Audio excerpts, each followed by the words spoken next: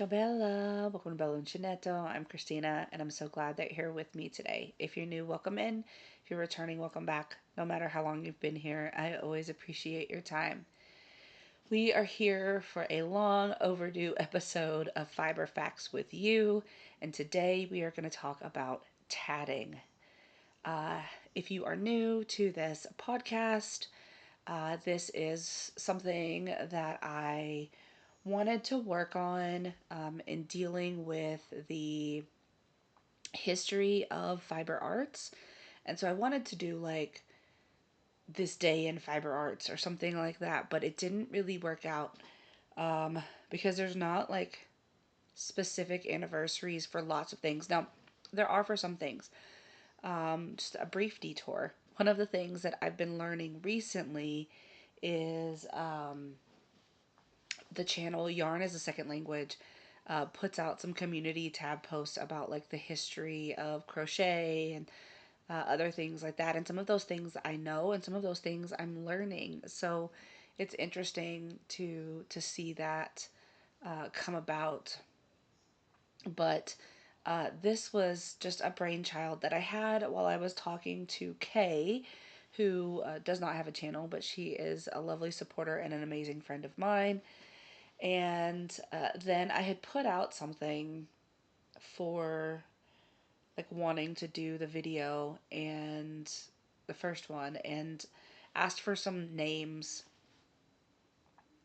because I had some thoughts and different considerations. And then two people, Sarah over at Crafty Moo, Sarah, and then Marlene, who does not have a channel, but she is a wonderful supporter. They helped me come up with a name for this segment.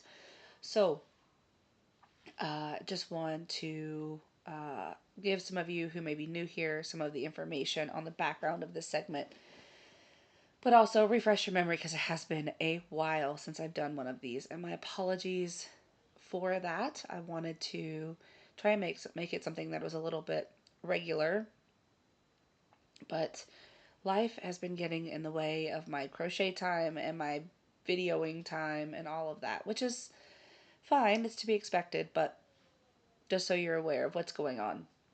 So today we're going to talk about tatting, and this is not something that I practice. This is not something that I know how to do. I've seen it done. There are two people that I know that do practice tatting, and that is Spring, the fiber enthusiast. She actually has some tutorials on her channel for tatting, some patterns and different things. And then there's also Amy at, let me see if I can find her channel. She does put out videos from time to time, but I think it's Crafting Adventures with Amy, but I want to make sure that I'm saying it correctly.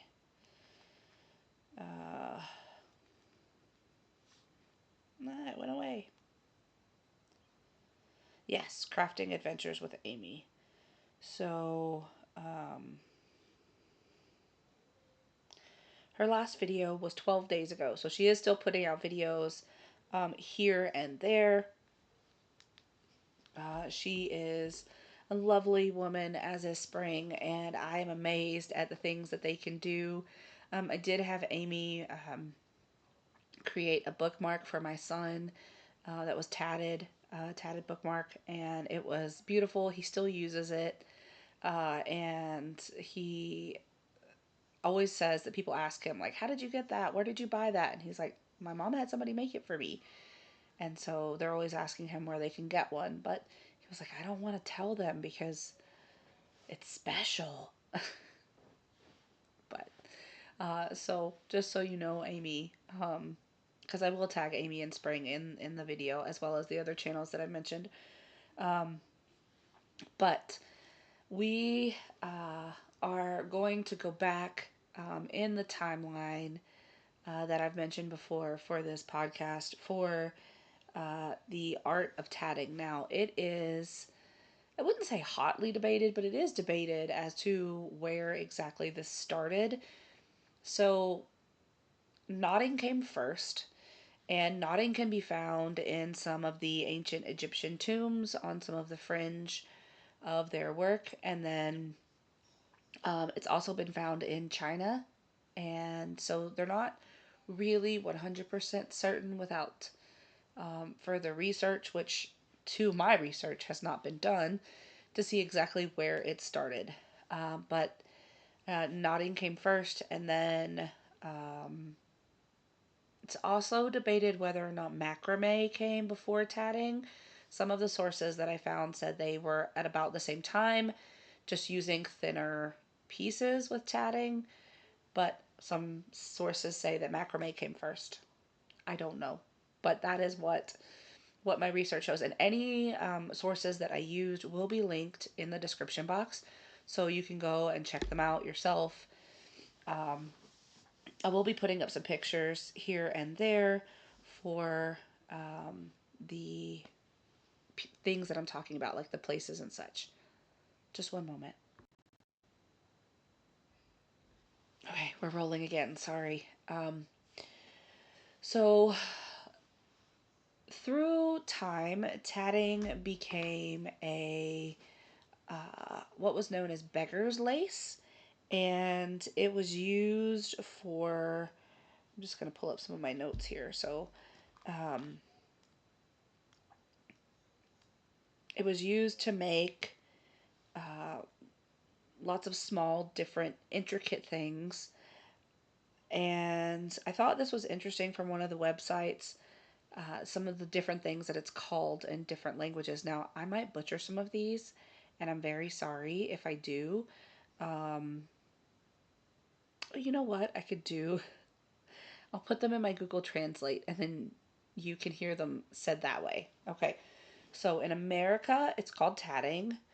Um, and then in Italian, it is called, let me turn my volume up. Chiacchierino. Chiacchierino. Chiacchierino. Chiacchierino. Chiacchierino. And then in French, let's see.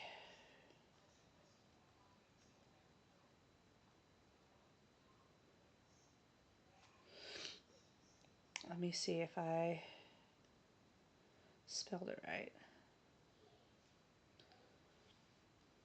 Frivolet. Frivole. Frivole. Frivolet. And here it's translating it as frivolous, but when I look at the website, it says that's what it's called.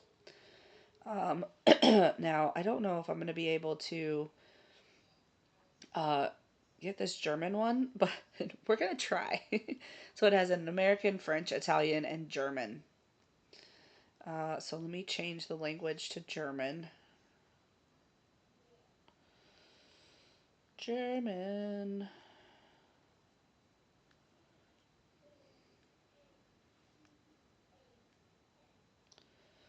Okay. Schiffchenarbeit. Schiffenarbeit. Schiffchenarbeit. Schiffchenarbeit. Schiffchenarbeit. Schiffchenarbeit. Okay. So it literally translates to shuttle work, which is what you use to what you use for tatting. So there are lots of different shuttles that you can use, and there's actually another form of tatting um, that uses a different kind of shuttle. So there's shuttle tatting, and then there's needle tatting. Just like there's like needle felting, but there's needle tatting, and then there's shuttle tatting.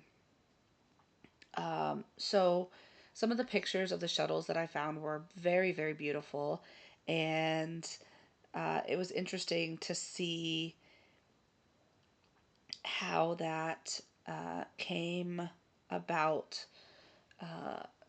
because some of them are made out of like the tortoiseshell comb looking pieces. Some of them look like they're made from like a conch shell. Oh, they just look so beautiful. Um, but one of the things that was so impressive is to see this travel across the different parts of what would then be what was now Europe, but it made its way to Ireland, and a lot of people, families who were poor, women would use this to sell their makes to make money. And some of the more wealthy people saw having these things as a sign of wealth. So the people who made them um, would get some money for them, but having a piece of lace, because it was so intricate and it did take a lot of time, was seen as a sign of wealth. One of the other sources that I found had this interesting thing called crow tatting. So there is a Japanese style. It's hooked tatting, which um, uses a hook, and it is a mixture, which is interesting. And this tatting is different than lace making. That's why it's called beggar's lace, because you would have um, you would have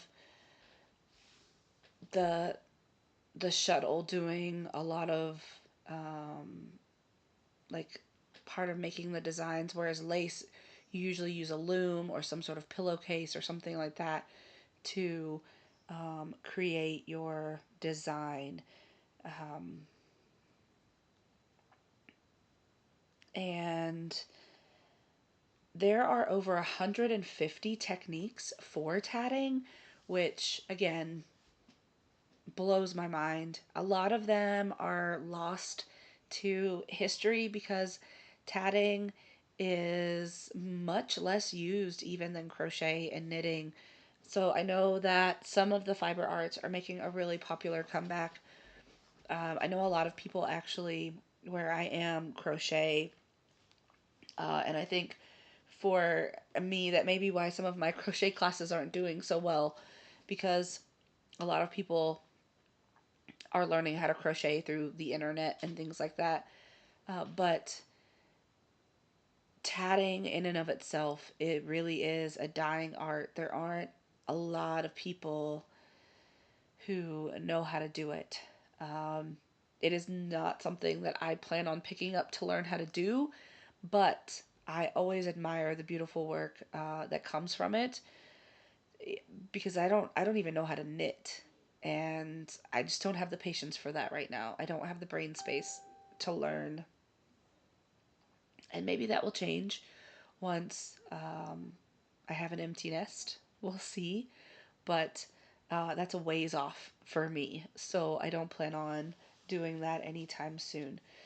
I know this one was rather short because that's really all of the information that I have with regards to tatting. I think um, maybe I can do an addendum if I find more information, but there just wasn't a whole lot of information with regards to timelines and such. So I know in the 17th and 18th century is when you saw a lot of it, especially in Ireland,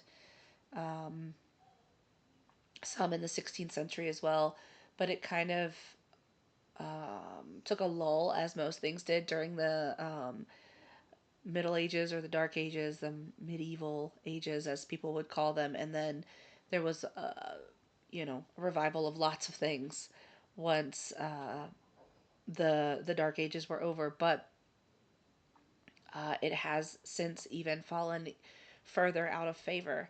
So hopefully, if you do tat or you know someone who does, I would love for you to comment below and let me know what you think. And please do go check out the channels that I've mentioned for examples of tatting and tatting tutorials. Maybe it's something that you would like to pick up and learn as a skill. I think that that would be wonderful. So, if there's any questions that I didn't answer for you, please put them in the comments below. And I hope to see you all again very soon. Be well, be safe, and be the change you wish to see in the world, everyone. Ciao, Bella.